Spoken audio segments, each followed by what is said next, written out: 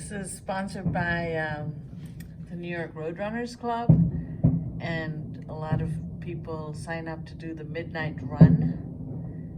They start running a 4-mile track around Central Park at midnight, and halfway through they are given hot chocolate, and years past they would give champagne, and then the fireworks above them. So it's an annual tradition, and I am infinitely lucky to get this view.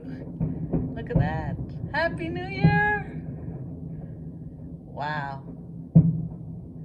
I'm sure there's some environmental issue with these fireworks, but even so, beautiful.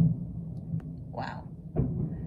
I think it goes on for 20 minutes because that's how long most people take to run it. I mean, I'm sure some are done sooner, but it's 2020.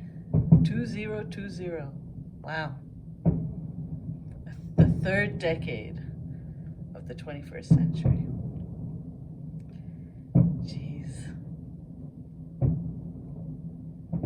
Well, wishing everyone the best of health, the best of love and joy and happiness. As my mom said, no regrets of the past, no anxiety for the future, just being present in the moment.